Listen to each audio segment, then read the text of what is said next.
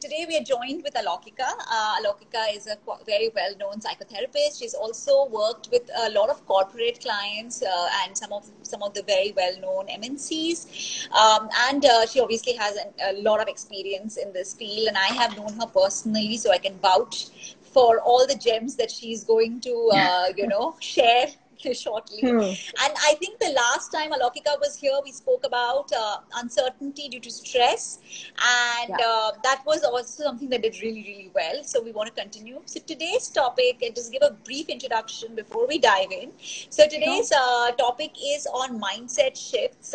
For a lot of you who follow me know that my video that I released yesterday was also about the 3 mindset shifts to lose weight. But here we're talking a little broader because mindset is something that keeps you stuck. It could be anything. It could be in a relationship, it could be in a job, and it also could be with your weight loss. So specifically today from Alokika, we are going to learn about how our thoughts affect our results. Second, the big mindset barriers that people generally have. And last but not the least, some of the tools that we can have or use that can help us get over and shift to a better and more winning mindset. So welcome, Alokika. Thank you for doing this again. Thank you for having me, Aditi. Thanks a lot. Wow, such a vast topic to talk about, right? And such an such a common topic and such a topic that we're constantly stuck over again and again. And I keep on saying this, that the diet and the dieting industry is something that's spawned off, and in fact over a period of time I feel like it's done more harm than good with the way it's been projected, right? So when we talk about mindsets also, like because of my own journey also, I battled with food, I battled with weight, and over a period of time I've realized that so much of it has to do with the way you think. It's not the way that your body is, it's the way you look at your body. True. Right? So because when we are born, Aditi, we are born 100%. We've spoken about this, right? We are perfect. We don't even know anything. True. It's only when the outside starts telling us that we start realizing with their facial gestures, with their words, with their comments, that there's something quite not right for us. It could be the girl who's dusky, who's beautiful, but who's been told that, oh, you're dark. True. Or it's the girl who's overweight, who's been told that, already at the age of, I remember at the age of 8 or 9, you're being already told ki, Arey, agar weight nahi lose karegi, to uske saath shaadi kaun kar lega? Or, you're going to have a problem. You've already been insidiously told messages that your weight and the way you look and the way people view you is more important than who you are as a person. True. So the belief system starts coming into us at the physical aspect, and then of course reinforced by society, is far more important than how you are inside. Right? So these are the mindsets actually come later. The belief systems start getting created much earlier. True. I mean, that's very interesting because what we consume around us and how it's the socialization process, because what you have been conditioned to around you. So my weight loss journey was a little different because, I was very thin as a kid, and then I put on weight. And I really remember this incident, and I'm not even exaggerating it even for a minute, because, when I was thin, my mom's biggest complaint was that I'm not chubby.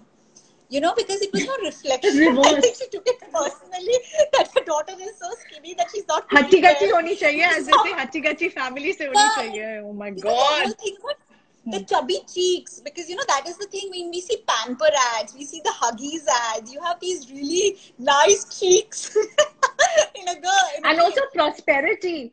A chubby child and a well-fed child was looked as a prosperity in the family. Like, okay, we're taking care of this child. And true. It's also the difference between the working mom and the stay-at-home mom. Because a lot of times, a working mom may incidentally have a skinny kid, and it's like, it's because you don't take care of the child. You don't take care. So my mom used to be like, I am staying at home 24/7. Why is this kid? So she not putting on weight. Putting on weight. So for me, weight putting was very aspirational. So for the whole journey that I had, I used to look forward to weighing scale, and I used to feel very good if I put on weight. So I don't that think you should be telling this story to anybody, Aditi. yeah, but so I remember the first time I didn't fit into a pant, which was the first time in my life I had an experience of not fitting in because of the waist and not because of height. Because I used to grow very fast, so I had an experience of being outgrowing my clothes in terms of size, but I never had an issue that my clothes are not fitting me. And I had this when I was in my 12th grade, and I remember the fleeting moment I was very happy that I had put on weight. And that was the last moment in my life I felt happy that I had put on weight. Because immediately there are so many people and their reaction to it kind of drowns that thing. And and I also remember this incident very distinctly where I had gone to a shoe shop because I wanted the shoe broke or something, and the guy had the audacity to tell me because I was overweight. So it's like Yeah, everybody yeah, thinks they have a license yeah. to comment on the way you look. So I get Absolutely. it. Oh, yes, of course. And our culture is the best. Indian culture is the best. It's the first thing they tell you. Doesn't matter, cut across all ages, whether you're 6 or whether you're 60. The first thing it's commented is, oh my God, you've lost weight. Oh my God, you've put on weight. Oh my God, what have you done to yourself?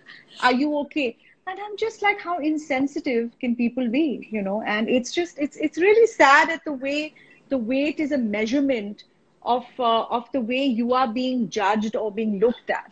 But Aditi, when I have clients come to me, especially women come to me, or young girls come to me when they're overweight, right? I always tell them at that period of time, I said, the lack of love and respect and care that has been like because of the conditioning that you've come from, has taken such a toll on you that food becomes the way you comfort yourself, right? True. And the fact is, at that point of time, I tell them, in fact, I beg them, please don't go on a diet.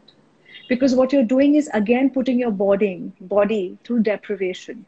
When you're already deprived of your own self-care, do not start depriving your body with restriction, like with just loss.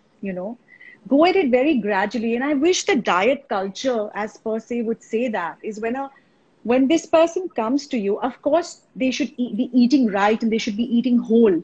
But that's what should be propagated, not the weighing scale and not measurement. And this is what becomes a barometer. And then when the child or the girl child or the woman can't lose weight, she shames herself even more. So you're taking something that you've taken this and it's going to worsen it. And then the whole cycle starts. So I'm always like, first work on the concept of learning to be um, adventurous in your life, learning to find curiosity in your life. Because then once you work on that, this will start taking care of itself. What we do is we focus so much on losing weight. That's why there is such a high failure rate. There are more people who fail in losing and keeping the weight off than people who succeed. That's why we have so many spawn-offs, right? Of the same thing. So we really have to work at it very differently. No, I agree with you because I think, like, for example, like when people come to work with me, one of the things is weight, of course, because I think that if I said weight is obviously one of the things, but once you make people aware, like I do take into account their stress, their sleep, Most important. so Yeah. much you can tell why. I mean, people ask, why am I craving so much? But that is not your fault. There could be so Yes. many hundred other Yeah. things that are at play and it has got nothing to do with you. You know what I Or mean? with It's willpower. all With willpower. willpower. Exactly. I find it really ridiculous that, oh, I have no willpower. I can't stop my. I said, you're biologically driven. It's going to be compulsive. Your cortisol goes up. Your insulin goes up. Your insulin makes you crave carbs and sweets, which then again becomes a cycle. So work at your stress. Don't work at your weight.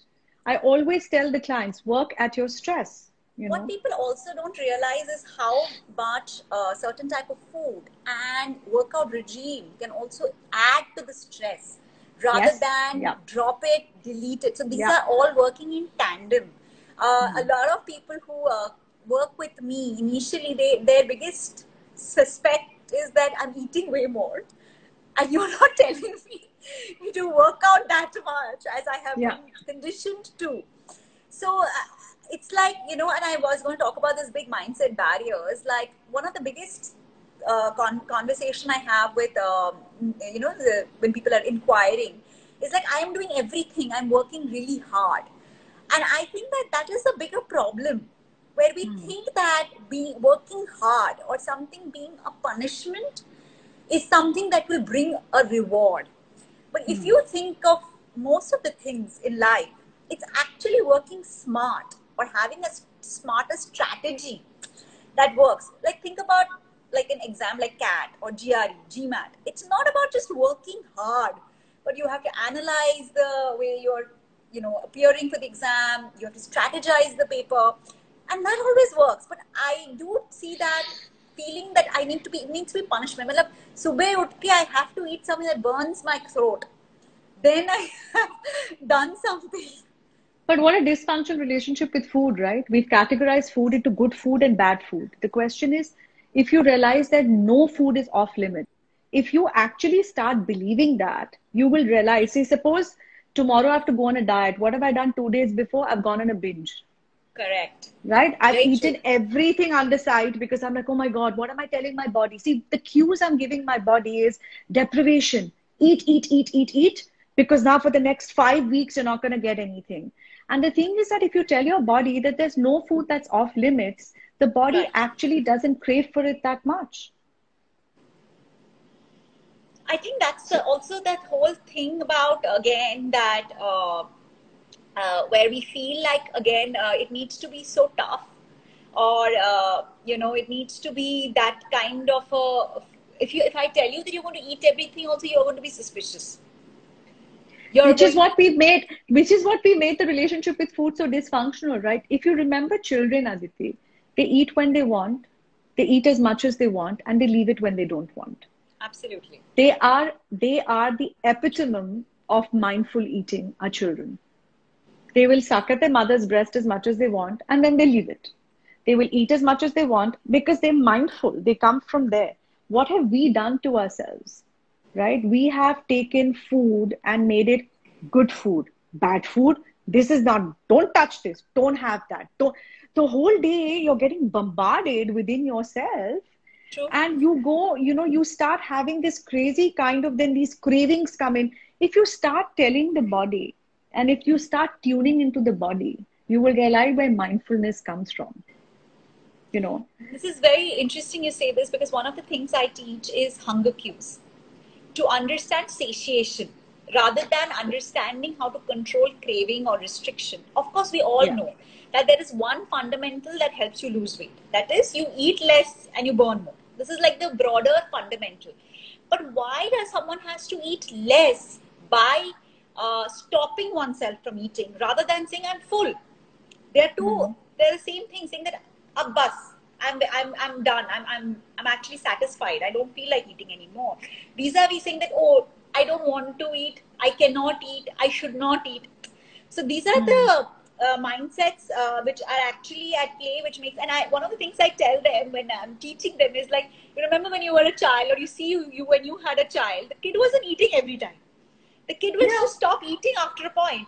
And I know it causes a lot of anxiety, especially in new moms, because they're like, oh my God, the kid is not eating. But generally, in our households, in our kind of households, the kid will never not eat enough.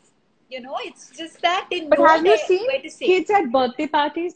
Have you seen children at birthday parties? They are the ones. There's a joke that if there is the staff with the child, the staff and the parents are eating much more than the children, right? Because first of all, birthday party food is amazing, but the thing is, children only eat that much. Why? Because they're too busy playing. They're too Right. busy doing. They're busy in activities, so food never becomes the cornerstone of what they're looking at. For us, we don't play enough. We don't have joyful activities. We are not True. immersed enough. So food becomes a way to soothe ourselves. Distraction. Children do not use food to soothe themselves. At that period of time, they're eating because they're hungry and then they're playing. Absolutely. What we are doing is using food to soothe ourselves because we're not playing enough. So look at the interplay of what's happening. And we don't see that. But when I keep on observing children and observing our relationship with food, it just, these things come. I'm like, what have we done to ourselves as adults? Where have we lost our connection with our bodies and with food? you know? In fact, when I have the clients track their hunger scale, because I ask them to get into the habit of understanding when they are just hungry or when they're ravenous, when they are full, when they are stuffed, right? And by seeing their scale, I can tell they've eaten in front of a screen, vis-a-vis when they have sat at a table and eaten. And I ask them, and I'm never wrong. And that's because we have so much stimulus that takes us away from that one sense that you should have on when you're eating. So that is also another thing I have noticed. Like, you can chomp down a lot of things when you go for an Avenger movie. Before the movie also starts, after you finished your you exactly. Yeah, but food is fuel. At the end of the day, what we need to realize is food is fuel. And if we keep that parameter of whatever we eat, of course, has to look good, feel good, and taste good. But food is fuel. And the moment we are eating more than what is our hunger, then we are feeding something else. Correct. Right?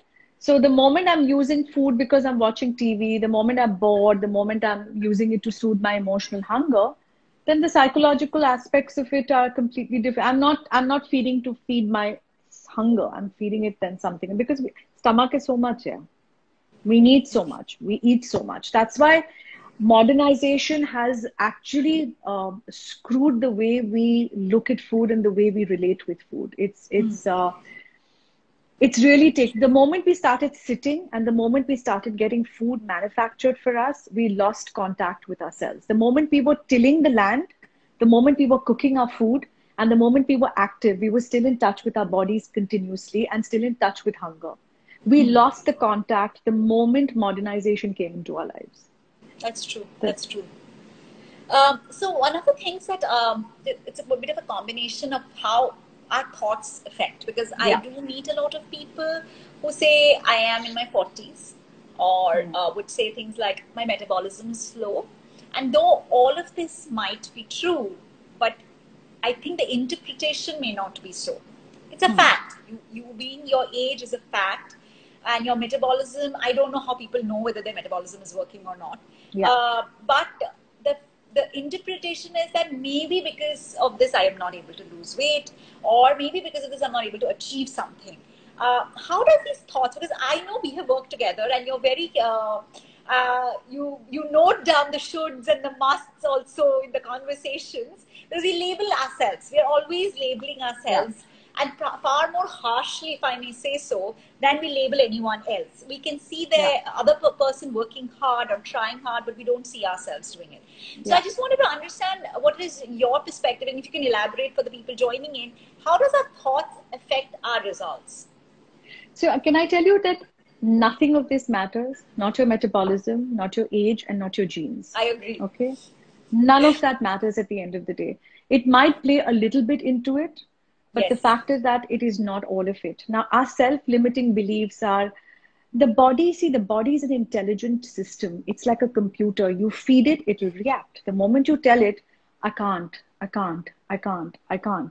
It's so tough. It's so difficult. Who said it's going to be easy, man? You know, when we've lost contact with ourselves, it's going to take a long period of time. We have to start giving cues to our body now and to our mind, literally by tricking it. How am I saying that? Because let me tell you, we got tricked when we were young. We were born completely fine. Society tricked us into a lot of stuff. It tricked us into thinking that women's bodies need to look a certain way. It tricked us into believing that how you look matters and how capable you are. These were tricks. What makes us think we can't trick ourselves back to our originality of being confident in who we are? So we have to trick our bodies by giving ourselves cues like, listen, I'm enough, I'm capable, I can do it. Now, a lot of people say, oh, but that sounds so false. And I said, but who says that your programming was true? If it was true, you would have been flourishing in your life. So if you can believe in that programming, why can't you believe in this programming? Yes, it will take time to shift the neural pathways. But subconsciously, you have to start giving cues to your body about how these self-limiting beliefs are coming into your way. Now, what also, Aditi, people believe is they want quick and fast results. If you have taken 10 years to put on weight, it is not going to go away in 10 months. Now, when it doesn't go away in 10 months, I can't, I will not. Or I have gone to multiple people for dieting and I've failed in each one of them. Yes. I keep on saying, I've done Chanda Teki to all dietitians. You know, all their diamonds get bigger because I must have contributed somewhere there. Because seriously, I blindly went because I thought they had the answers. And when I actually took control of my life and I took control and made my body, the moment I feel out of control, na, Aditi, I've given my reins away to somebody else. The moment I believe that I have the reins is when I start actually seeing results. So you have to trick your body into things like I do have control. You know, I can get to there. Absolutely. Or this is not about age and metabolism. It's about the way I look at myself. And of course, work at your emotional blueprint. That's damn important. That's the most important thing. Target the way you think. Target your script, man. Your script is, I can't do it. I'll never reach it. And also, we are always looking at end products. What about inculcating habits? You inculcate habits, your habits will take care of you. Absolutely. What are we doing instead? It's that we are coming, I have to lose 10 kilos. If I can't lose 10 kilos, finished. I'm done. Or if I do lose 10 kilos and I come to it, aha, I'm done. Either of the ways, you're done. You will either put the weight back on. True. Or you're going to give up. But the thing is, if you inculcate habits, forget about the destination, you know. Inculcate your habits and the habits will take care of you. And we don't do that enough. So we have to shift our mindsets, you know. No, absolutely. Because there are two things to it. I agree about the short and sweet thing, because I think it's also, again, coming back to the culture that we have been told, because it has always been such a willpower game. And I always tell people, like, willpower is a muscle. So it's finite. Yeah. It's not infinite. So imagine through the day, before eating any food, I ask you to lift weights and then eat. After some time, you will get tired. You will not be able to lift. And then you will go berserk with what you're eating.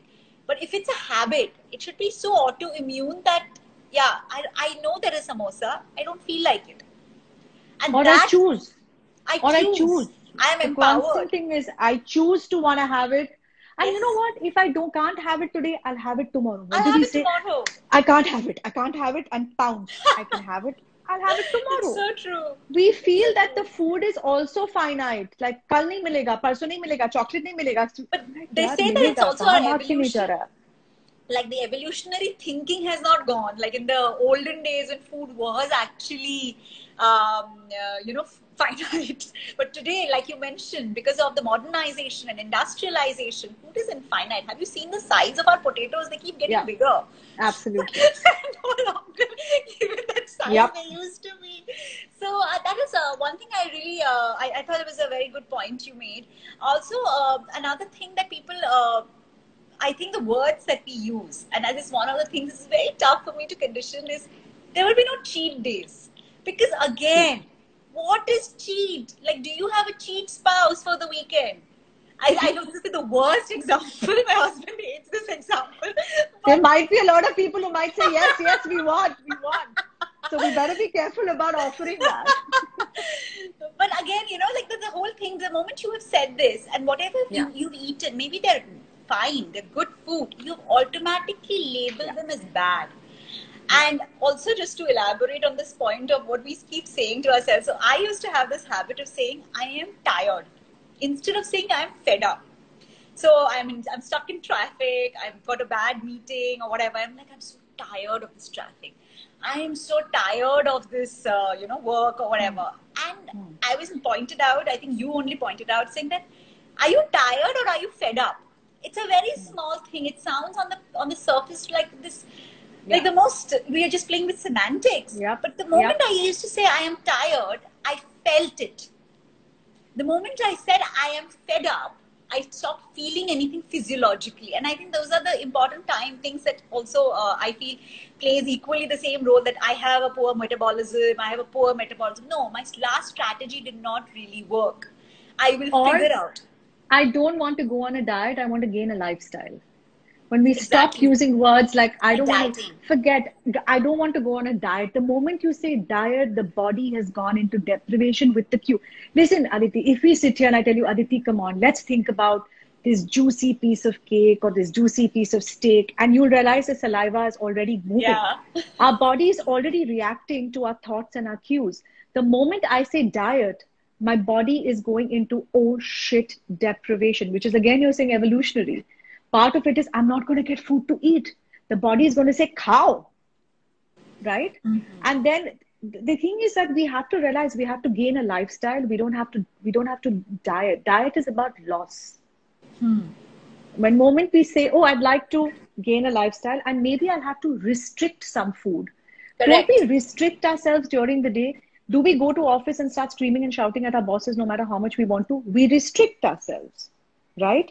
We restrict. Restrict is not a bad word because we are restricting through the day in a lot of aspects in our life. So we can use words like, okay, I restrict myself from eating, but it's not off limits. I can eat it whenever I want to. The moment I say I want to diet, I am deprived, I can't, chocolates are bad for me, carbs are bad for me, dude, at some point of time, you're going to lose that battle because it's too tough.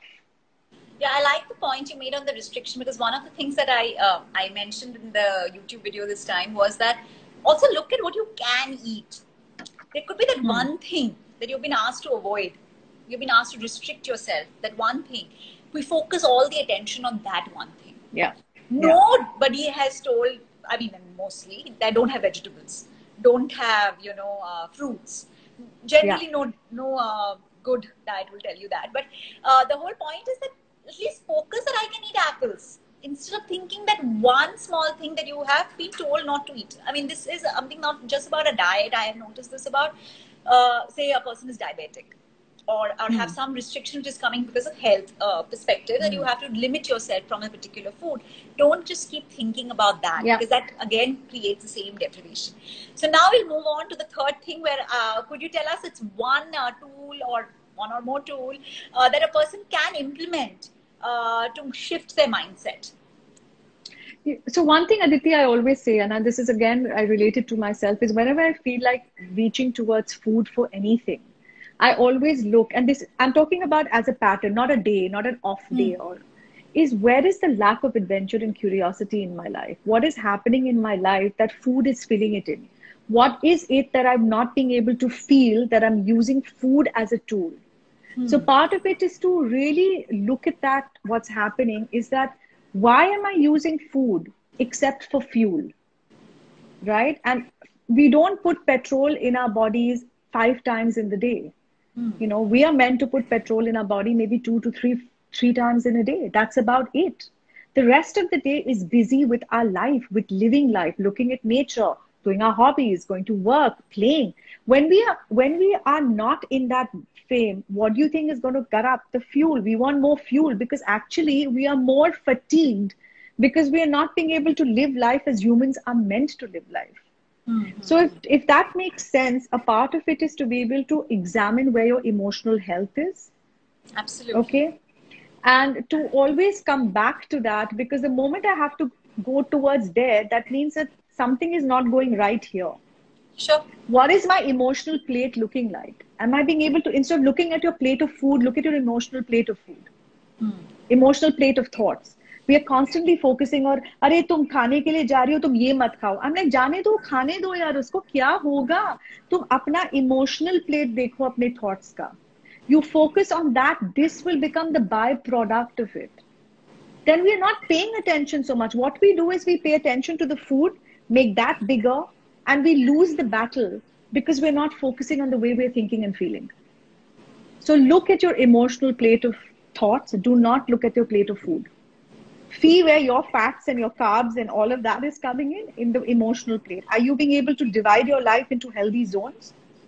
Or is your life divided into unhealthy zones? Where are your cortisol hormones? Because if you have cortisol hormones, forget it, Aditi. You will not be able to lose weight.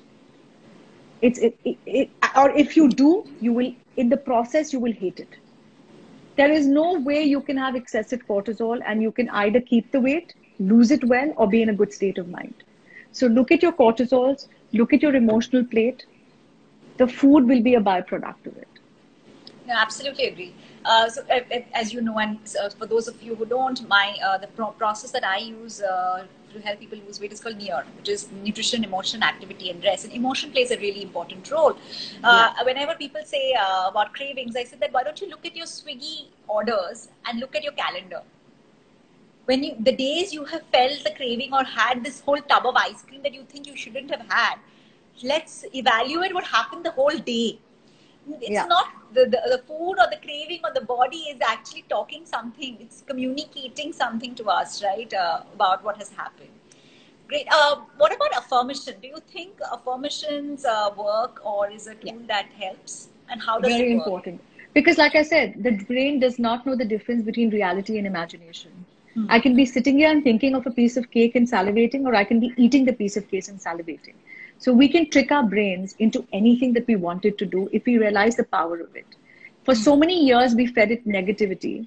We can start feeding it positive inputs. We can start telling ourselves things like, I choose to eat. No food is off limits. If today I want to eat chocolate, I will eat chocolate. Even if you eat a bar of chocolate, do not stress about it.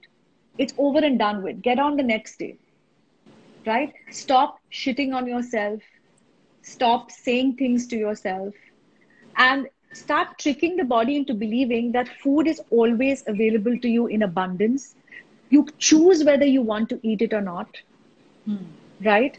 And that how much the question is constantly telling the script like food is nurturance, food is love, food is care. So start tricking your body into believing all of that instead of saying things like I can't eat, or food is terrible, or this food is bad, or this food is off limits. Because it's not what you're eating, it's actually what's eating you. Yeah. Right? So keep on thinking when you're overeating something, I'm not eating, and what is eating me, I have to figure out. Absolutely. Absolutely. So start looking at it that way. Yeah. Okay, now we will just move on and take some questions. Sure. I think there are a lot of people have comments, thoughts, everything. So I just wanted to check. Okay, what are the things we've got? Okay. So we have. Okay, so the first. Okay. So there is somebody. I think she picked on the conversation we were having about moms. So she said, I am a stay-at-home mom. My child is skinny. Trust me, I take extra care about her food and nutrition. I ensure she's eating home-cooked food and not processed food. So how would you label my child? I would not label your child at all. If your child is eating good food, home food, simple food, and please don't force feed children. Children are very mindful about their stomachs, much more and much better than us. Do not ruin them by putting them on our human schedule. So as long as you're giving them home cooked food, as long as the food is not packaged, as long as you're not force feeding the child, as long as food doesn't become a battle, as long as you're being able to tell them that food is fuel and you use the right cues, the child is good. Listen, forget about the numbers. Forget how much your child weighs. At the end of the day, the child has to be happy. The child has to be productive. The child has to be active. Please forget about the number on the scale. That is not important at all.